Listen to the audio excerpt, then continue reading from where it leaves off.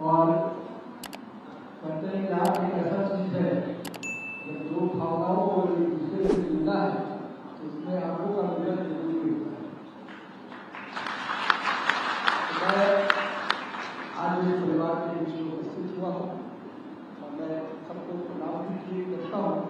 साथ ही साथ जो चीजें हैं कुछ मेरे लंबे राजनीतिक जीवन में 20 साल गुजर बीता है, पार्टी ने कई अलग अलग काम पर मुझे काम किया और उसी को सीखते सीखते आज इस स्थान पर पहुंचे हैं। लेकिन मैं आपसे कुछ चर्चा समाज के दृष्टि से तो कर ही सकता हूँ। समाज के बारे में मैंने इसीलिए सारे साथ जिक्र किया कि उन्होंने अपने सामाजिक जीवन में जिस प्रकार से पूरे देश में समाज को जैसे बांध कर चले, मैं आज भी मानता हूं कि हमारे जनरेशन को, हमारी पीढ़ी को, पूरे समाज में उनके बातें आज भी सबको ध्यान रखनी चाहिए और एक दूसरे के परिवार के भाव में कई बार हम दो हमारे दो के चक्कर में हम समाज में भी वो भाव ले आए हैं। हम उस समाज के लोग हैं जो देश और दुनिया को दिशा देते हैं। तो हमें परिवार के इस भाव को निश्चित रूप से अपने अंदर जागृत रखना चाहिए, क्योंकि परिवार जैसे जैसे एकाकी हो रहा है समाज में और कमी आ रही है। तो मैं आज सबसे पहले आप सबसे कि मैं आपके ही परिवार का सदस्य हूं, लेकिन मेरे मन में अगर विश्वास सारंग साहब को याद करता हूं तो ये बातें आती हैं और मुझे लगता है हमेशा उनको अगर याद करना है तो ये संकल्प हम सबको करना चाहिए कि हमें भी पूरे समाज को अगर जोड़ के चलना है तो परिवार के भाव से केवल हम दो हमारे दो से नहीं। आज हम उस परिस्थिति में आए हैं जिसकी चर्चा मैं जरूर करना चाहूंगा। पश्चिम बंगाल की अपनी संस्कृति है, अपना विरासत है और मैं मानता हूं कि पश्चिम बंगाल आज उस परिस्थिति में है जहां पर निर्णायक निर्णय लेने की आवश्यकता है समाज में। निर्णय आप क्या लेंगे या मैं आपके ऊपर छोड़ूंगा, लेकिन मैं अपने तरीके से उस परिस्थिति का जरूर आपके सामने थोड़ा व्याख्या करना चाहूंगा। इसी देश में एक समय ऐसा भी था जब भारत के तिरंगे को भी सम्मान दिलाने में लोग पीछे हट जाते थे क्योंकि हम अपनी सत्ता बचाए रखना था। हम लोगों ने वो भी परिस्थिति देखा कि भारत का एक भाग कश्मीर अपने आप में भारत के होते हुए भी भारत का नहीं था। लोग पूछते हैं कि क्या परिवर्तन आया। मैं अपनी बातें यहीं से शुरू करता हूं।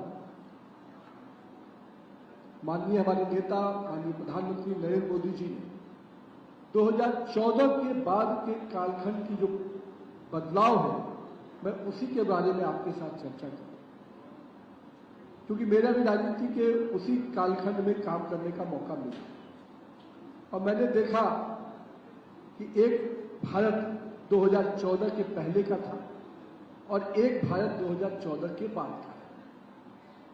2014 के पहले के भारत में क्या सोच थी, देश भर में भारत की चर्चा या विश्व में भारत की चर्चा होती थी तो हमारे करप्शन के कारण, हमारे बाकी चीजों के कारण देश का युवा वर्ग, देश का जो 2013 के कालखंड में पूरे समाज में एक निराशा का वातावरण था और 2014 में जब प्रधानमंत्री नरेंद्र मोदी जी बने और एक उम्मीद की किरण लोगों के मन में जगी, क्योंकि उन्होंने गुजरात के बदलाव को करके दिखाया था और लोगों को उम्मीद थी कि नहीं, अगर ये व्यक्ति देश का नेतृत्व करेगा तो देश में भी बदलाव आएगा। और मैं एक चीज की चर्चा सबसे पहले करता हूं कि मुझे ये लगता है कि अगर 2014 के पहले जो सबसे बड़ा बदलाव हुआ, जो आम गरीब आदमी के जीवन में बदलाव लाया, वो मैं मानता हूं जनधन खाते का। इस देश में माननीय प्रधानमंत्री जी ने जब जनधन खाता, हर गरीब का खाता खुलवाने की बात कही तो लोगों ने मजाक उड़ाया। लोगों ने ये कहा कि गरीब के पास तो पैसा ही नहीं है तो उसके खाते खुलवाने का क्या होगा। लेकिन आज देश में 44 करोड़ से अधिक जनधन खाते खुले और मैं मानता हूं कि एक गरीब को जब 1 रुपया सरकार के खजाने से मिलता चलता है तो वो 1 रुपया उसके गरीब के खाते में पहुंचता है, उसका बड़ा कारण है जनधन खाता। और जो प्रधानमंत्री जी ने डायरेक्ट ट्रांसफर स्कीम लाया, आज देश में किसी भी योजना का पैसा अगर सरकार अपनी योजनाओं का लाभ जनता को देना चाहती, चाहे प्रधानमंत्री आवास योजना हो, प्रधानमंत्री आयुष्मान योजना हो, कोई भी योजना, प्रधानमंत्री किसान सम्मान योजना हो या सामाजिक सुरक्षा पेंशन योजना, आपको जानकर आश्चर्य होगा सामाजिक सुरक्षा पेंशन योजना में इतने बड़े बिचौलियों का राज था कि जो गरीब परिवार को 400 रुपया पेंशन मिलता था उसमें 200 रुपया बिचौलिया ले जाते थे। लेकिन प्रधानमंत्री जी के इस बड़े बदलाव के डायरेक्ट ट्रांसफर स्कीम के कारण दिल्ली से 1 रुपया चलता है, अब उस गरीब के खाते में 1 रुपया पहुंच जाता है। एक बहुत बड़ा बदलाव उस गरीब के लिए। दूसरी बात मैं योजनाओं की नहीं करूंगा, ये मेरे मन का विषय था, इसलिए मैंने सबसे पहले, हो सकता है कि समाज के हर वर्ग को लगता हो लेकिन उस गरीब से जब जाके पूछिएगा तब उसको इसका अंतर आपको बताएगा। दूसरी बात जो मैं मानता हूं कि बदलाव इस देश में, एक कश्मीर की बात मैं अभी कर रहा था, मुझे इसी कलकत्ता की जमीन से 2011 में एक यात्रा निकालने का मौका मिला, राष्ट्रीय एकता यात्रा। कलकत्ता से कश्मीर की यात्रा हम लोगों ने की थी। मैं उस समय युवा मोर्चा का राष्ट्रीय महामंत्री था और अनुराग ठाकुर जी हमारे अध्यक्ष हुआ करते थे। कलकत्ता से जब कश्मीर की यात्रा में हम गए और कश्मीर में 26 जनवरी को तिरंगा फहराने की योजना थी, मुझे वह सौभाग्य मिला कि मैं उस यात्रा में माननीय अनुराग जी के नेतृत्व में उस यात्रा की काम को देखने के लिए मुझे जम्मू कश्मीर पहले जाने का मौका मिला। और 22 जनवरी 2011 को जब मैं वहां पहुंचा तो वहां की जो लाल चौक है, कश्मीर का जो लाल चौक है, वहां पर मैं आईजी से मिलने गया और मिलने के बाद जब मैं बाहर निकला तो लाल चौक पे पाकिस्तान का झंडा लगा हुआ था और आईजी ऑफिस के बाहर निकलने के बाद प्रशासन भी वहां पर थी, लेकिन किसी ने उस पाकिस्तान के झंडे को हटाने की हिम्मत नहीं की। दिल्ली में भी एक सरकार बैठी थी जो मौन बैठी थी और एक कश्मीर में भी एक सरकार थी जो शांति से देख रही थी। मेरे मन में वो दिन आज भी मैं भूलता नहीं। हम लोगों ने वहां प्रेस किया, हमने कहा कि हम 26 जनवरी को यहां तिरंगा फहराएंगे, लेकिन इस देश में अपने ही तिरंगा को फहराने के लिए कर्फ्यू लग जाए, यह भी इस देश की हकीकत है 2011 की। और मुझे आपको एक बताते हुए और कष्ट भी हो रहा है कि 2011 के उस घटना ने मेरे अंदर बहुत बड़ा संदेश मुझे अंदर से संकल्पित किया। भारत के तिरंगे को जम्मू कश्मीर में पेपर छपता है, जम्मू में छपता है, कश्मीर में नहीं छपता था उस समय। हम लोगों ने पेपर के थाक के अंदर लिफाफा में भारत का तिरंगा डालकर कश्मीर भेजा, क्योंकि कश्मीर के एयरपोर्ट पर हर ब्रीफकेस, हर गाड़ी, हर व्यक्ति का चेकिंग होता था, क्योंकि वो भारत का तिरंगा लेके नहीं आए।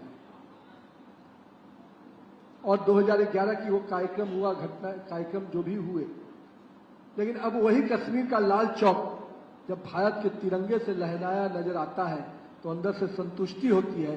ये है बदलाव और ये है परिवर्तन। लोग पूछते हैं कि नरेंद्र मोदी के आने से क्या हुआ, तो मैं बताता हूं कि अगर जाके कश्मीर के उस लाल चौक को 11 में देखे होते तो आज ये बदलाव समझ में आता। अभी इस देश में एक यात्रा मुझे और करने का मौका मिला, गुवाहाटी से तवांग की यात्रा। गुवाहाटी से जब तवांग की यात्रा किए तो 1962 के शहीदों को नमन करने के लिए 50 साल बाद 2012 में एक यात्रा निकली गुवाहाटी से तवांग की। जब मैं उस बॉर्डर इलाके में गया तो मैंने देखा, जब तैयारी के लिए गया तो देखा कच्ची सड़कें थी। मैं वहां पर चाइना के बॉर्डर को देख रहा था जब तवांग और बोगला के इलाके में, तो वहां पक्की सड़कें उनके सीमाओं तक थी, लेकिन हमारे सीमाओं के तक 100 किलोमीटर 150 किलोमीटर तक कच्ची सड़कें थी। तो मैंने बॉर्डर रोड ऑर्गेनाइजेशन के जो वहां पर सेना के लोग थे, मैंने पूछा कि आखिर हमारे इलाके में कच्ची सड़कें क्यों हैं? तो उन्होंने मुझे जो जवाब दिया, वो जवाब इस पीढ़ी के लोगों को जानने की आवश्यकता है। उन्होंने कहा कि हमारी सरकार, हमारी दिल्ली में बैठी हुई जो सरकार है, वो हमको इसका इजाजत नहीं देती, क्योंकि अगर हम पक्की सड़कें बना देंगे तो चाइना हमारे देश में आ जाएगा। ये भय का वातावरण, ये सरकार की सोच थी उस समय की। ये बात मैं बहुत पुरानी नहीं, 2012 की बता रहा हूं। यानी चाइना वार के 50 साल बाद भी हमारी ये सोच थी कि हम अपनी सड़कें नहीं बना पाते। आज 2014 के बाद जब लोग वहां गए होंगे, आज हमारी पक्की सड़कें चाइना की सीमा तक है, हमारा एयरबेस भी बना हुआ है। ये नए परिवर्तन, नई सोच की सरकार है। मैं इसलिए ये बातें आपके सामने कहा। कई बार हम सोचते हैं कि मेरे अगल बगल क्या बदला। हो सकता है आपकी गलियां, आपके सड़कें बदली, नहीं बदली, आपके घर की परिस्थिति बदली कि नहीं बदली, मैं नहीं जानता। लेकिन देश के प्रधानमंत्री के नेतृत्व में ऐसी सरकार बनने से देश के सैनिकों का, देश के लोगों का सोच कैसे बदला और देश को देखने वाले का सोच कैसे बदला, ये मैं आपको बता रहा हूं। मैं इसलिए इस बात को कह रहा हूं कि आज मैं पूरी तरह से आपके बीच में पार्टी के राष्ट्रीय अध्यक्ष के रूप में जरूर हूं, समाज के आपके परिवार का सदस्य भी हूं, लेकिन ये बातें मुझे आपके बीच में रखने का अवसर आप लोगों ने प्रदान किया। आज इसी पश्चिम बंगाल को बारे में मैं देश के कई राज्यों में गया हूं। मैं यहां भी आया, यहां भी चुनाव के समय में पहले भी आया, 12 में भी मैं आया था, 10 में भी आया, क्योंकि राष्ट्रीय कार्यक्रम में कई बार आने का मौका। मुझे आज लगता है व्यक्तिगत रूप से भी कि आज पश्चिम बंगाल को बचाने की आवश्यकता है। हम एक राष्ट्र के नागरिक होने के नाते मुझे लगता है कि आज पश्चिम बंगाल के लोगों का हक छीनकर हम दूसरे लोग को जो देने की तैयारी यहाँ की सरकार ने किया हुआ है, उससे पश्चिम बंगाल को बचाना। और ये पश्चिम बंगाल जो कॉरिडोर है, ये केवल आपके राज्य को नहीं प्रभावित कर रहा है, ये पूरी तरह से एक रेड कारपेट एरिया जो बना हुआ है, जिससे बड़े पैमाने पर इन्फ्लेटेशन हो रहे हैं, ये केवल आपके जीवन को नहीं परेशान कर रहा है, पूरे देश की सुरक्षा को खतरा है इससे। और मैं इसलिए आपके सामने ये बात कर रहा हूं। कभी कभी हम सोचते हैं कि मेरे दरवाजे के अंदर समस्या आई कि नहीं है, हम सोचते हैं कि मेरे सड़क के अंदर समस्या है, मेरे राज्य में समस्या है, लेकिन मेरे भाई, मेरे परिवार के सदस्य, इस बात को याद रखिएगा, अगर समस्या आपके राष्ट्र में है तो भी आपके घर पहुंचेगी, आपके राज्य के अंदर है तो भी आपके घर में पहुंचेगी, अगर आपके पड़ोस तक पहुंच गई है तो भी आपके घर तक पहुंचेगी। और वो दिन दूर नहीं, अगर इस समस्या का आप इलाज नहीं किए तो आपके घर के दरवाजे के अंदर भी समस्या है।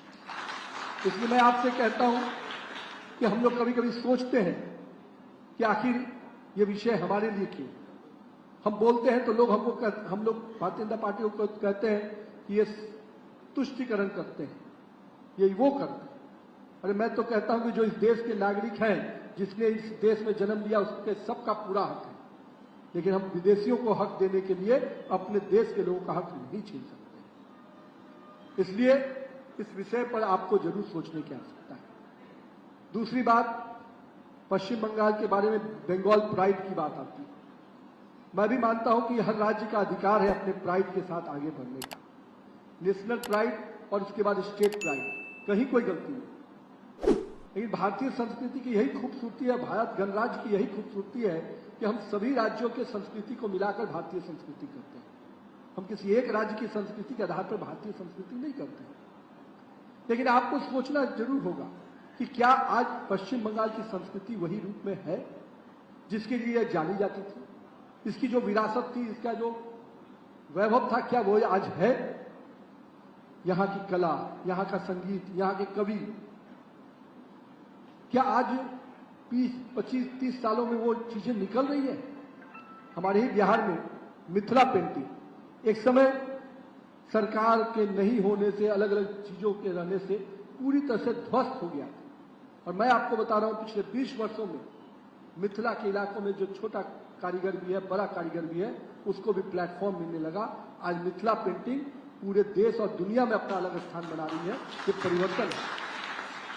क्या कारण है कि आज इस बंगाल की कला को, इस बंगाल के संगीत को लोगों ने आज कहीं न कहीं किनारे कर दिया। जो क्लब, जो चीजों का निर्माण यहाँ की विरासत को, यहाँ की संस्कृति को, यहाँ के कला को, यहाँ के खेल को बढ़ाने के लिए किया गया था, वो अड्डा का केंद्र बन गया, वो वसूली का केंद्र बन गया। मैं इसलिए इस बात को कह रहा हूं कि कहीं न कहीं हमको सोचने की आवश्यकता है। मैं मानता हूं, हम लोग भी देखे हैं, फुटबॉल का जब मैच होता था तो हम लोग को लगता था कि पश्चिम बंगाल मतलब फुटबॉल। यही क्लब हाउस है जो यहाँ के खिलाड़ियों को कितना आगे लेके जाता था। आज वो क्लब हाउस फुटबॉल तो नहीं खिला रहा है, जो खेल हो रहा है वो इस पश्चिम बंगाल की जनता के लिए तो नहीं हो रहा है, कुछ लोगों के लिए जरूर चल रहा है। मैं इसलिए इस बात को कहा कि ये सारे विषय आज आपके सामने हैं, और मैं मानता हूं कि आज जो समाज के साथ मैं बैठा हूं, ये केवल अपने आप को दिशा नहीं, ये समाज को और पूरे लोगों को दिशा देता है। आपके साथ कई ऐसे लोग जुड़े होंगे जो इन चीजों की चर्चा आपके साथ कर सकते हैं। मैं मानता हूं अगला 3 दिन बहुत कम समय है, बहुत कुछ इस पश्चिम बंगाल के भविष्य के लिए तय है। पश्चिम बंगाल का भविष्य हमको किस रूप में लेके जाना है? क्या हम 2047 के विकसित भारत के जो सपना देख रहे हैं, जिस सपने को नरेंद्र मोदी जी लेके आगे बढ़ रहे हैं, जिसमें डेवलपमेंट है, इंफ्रास्ट्रक्चर ग्रोथ है, चाहे वो सड़कें हो, किसान हो, हमारी बिजली हो, पानी हो, इन सब चीजों से हम कैसे आगे बढ़कर अब अपने देश को और 2047 हम कैसे देखना चाहते हैं। देश के हर राज्य अपना रोड मैप बना रहे हैं कि हम 2047 में विकसित राज्य के रूप में कैसे बन सकते हैं। लेकिन दुर्भाग्य है इस राज्य का, इस राज्य में एक ऐसी सरकार चल रही है जो कहीं न कहीं डेवलपमेंट के मीनिंग को ही नहीं मानती। और मैं इसलिए आपके बीच में इन बातों को कह रहा था कि आज ये सारी चीजें आपके राज्य की हैं और इस राज्य के विषय पर निर्णय आपको करना है। आज के कालखंड में इसी दुर्गापुर का इलाका, जहां पर हम लोग जब बीआईटी मिश्रा में पढ़ते थे तो हम लोग को लगता था कि इंडस्ट्रियल एरिया कोई है तो दुर्गापुर है, अपने जमशेदपुर है। तो बिहार के लोगों को पढ़ने हम लोग रांची बीआईटी मिश्रा में गए तो लगता था कि जमशेदपुर में नौकरी मिल जाए या दुर्गापुर में नौकरी मिल जाए। आज मुझे ये बताते हुए खेद होता है कि दुर्गापुर के कितने इंडस्ट्री तो बंद हुए ही, पूरे राज्य में 6800 से अधिक इंडस्ट्री बंद हो गए और वो विस्थापित होकर दूसरे जगह चले गए। उसका नुकसान किसको हुआ? यहाँ के युवा को, यहाँ के लोगों को हुआ। दूसरे राज्य जिसको यहाँ को एम्प्लॉयमेंट के लिए अपने देखते थे, आज इसी राज्य के लड़के को दूसरे राज्य में जाकर एम्प्लॉयमेंट लेना। ये 6800 केवल एक कारखाना नहीं है, ये केवल एक फैक्ट्री नहीं बंद हुआ होगा, केवल इंडस्ट्री नहीं बंद हुआ है, ये कितने लोगों के भविष्य को ही ताला लगा दिया गया। मैं मानता हूं कि इन विषयों को आज सोचने की आवश्यकता है। एक समय था जब इस देश के जीडीपी में 28% कंट्रीब्यूशन पश्चिम बंगाल के लोगों का होता था, जो उसके ग्रोथ का मानक बन दिखता था। आज 3% से भी कम देश के जीडीपी में इनका शेयर है। अब ये आप सोच सकते हैं कि कितना बड़ा गिरावट है। इसलिए मैं आज आपके बीच में कुछ विषय, चूंकि आज समय मेरे पास भी थोड़ा कम था, मैं लेट आया भी आपके बीच में, लेकिन मन में जो बातें थी वो आपके बीच में रखा। और इसलिए रखा कि हो सकता है यह आपके निर्णय लेने की प्रक्रिया में आपको मदद करे। लेकिन मैं साथ में हमारे कई अभिभावक मंच पे हैं, मैं उनको भी प्रणाम करता हूं और ये भी कहूंगा पूरे देश में समाज के लोगों ने अलग अलग क्षेत्र में अपना मुकाम पाया है और मैंने तो देखा है कि समाज के लोगों ने हर फील्ड में अपनी स्थान पाया। लेकिन मैं आज भी मानता हूं कि हम खुद सफल हुए तो क्या हुआ, अगर हम पूरे समाज को अपने साथ लेकर सफल होंगे तभी हमारी सफलता गिनी जाएगी।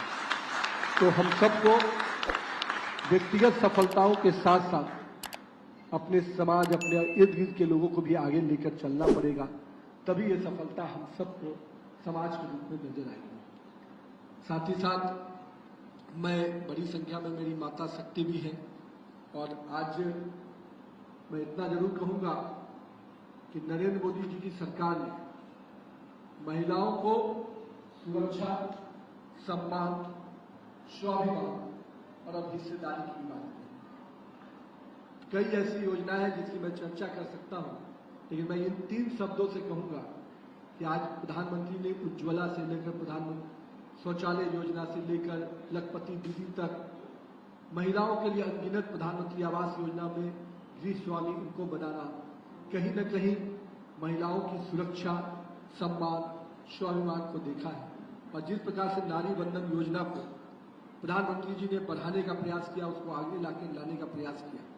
पंचायत स्तर पर हमारी महिलाएं 50% आरक्षण से लेकर आधी आबादी नेतृत्व कर रही हैं, कहीं 33%, कहीं 50%। हम सबका सपना था कि हम लोग महिलाओं को पार्लियामेंट, पंचायत से पार्लियामेंट के पूरे सफर में वहां भी उनको अधिक से अधिक रिजर्वेशन देकर उनके प्रतिनिधित्व को बढ़ाए। पर यहां पर दिल्ली में हमारे अपोजिशन के मित्र महिलाओं की हिस्सेदारी को भी नहीं पहुंचा पाए और उनको लगा कि उनके लोग, घर के लोगों को हिस्सेदारी नहीं मिलेगी, इसलिए उन्होंने इस आरक्षण के बिल को ही गिराने का काम किया। लेकिन मैं नरेंद्र मोदी जी के उन शब्दों को आपको जरूर याद कराऊंगा। प्रधानमंत्री जी ने जब जब संकल्प लिया है, उस संकल्प को सिद्धि तक पहुंचाया है, चाहे ट्रिपल तलाक हो, चाहे 370 धारा समाप्त करना हो, चाहे अयोध्या में पवित्र राम मंदिर का निर्माण हो। ऐसी अनगिनत चीजें हैं जो मैं बता सकता हूं। प्रधानमंत्री जी का एक शब्द हमेशा रहता है कि जो चीज को संकल्पित कर लेते हैं उसको पूरा करके देते हैं।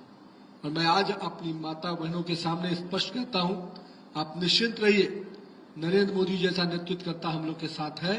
आने वाले समय में नारी वंदन अधिनियम को हम निश्चित रूप से लाएंगे और महिलाओं का अधिकार, मां बहनों का अधिकार, हिस्सेदारी पूरी तरह से उनको दिलवाएंगे। और आप ही लोग के आशीर्वाद से 3 बार नरेंद्र मोदी जी को आपने मौका दिया, तो देश ही नहीं पूरी दुनिया में आज भारत का नाम एक अलग तरीके से लिया जाता है। पहले हम लोग 2013 में भी मैं अमेरिका गया, भारत के बारे में लोग पूछते थे कि क्या हो रहा है भारत में, कुछ करप्शन चल रहा है, ये चल रहा है, वो चल रहा है। 2013 में मैं 20 दिन अमेरिका रहा, लेकिन कोई हमारे लिए उम्मीद फिक्र नहीं पूछता था। आज जब आप विदेश जाइएगा तो लोग भारत के बारे में पूछते हैं और भारत के लोग ही पूछते हैं, मेरा भारत तो बहुत आगे बढ़ रहा है। विदेश में रहने वाला हर भारतीय आज गर्व करता है कि मैं भारत का हूं। ये बड़ा एहसास है जो आपने नेतृत्वकर्ता नरेंद्र मोदी के नेतृत्व में आया है। एक घटना कहकर मैं अपनी बात समाप्त करूंगा। अभी रशिया यूक्रेन युद्ध चल रहा था, भारत के तिरंगे का मान कितना बढ़ा है।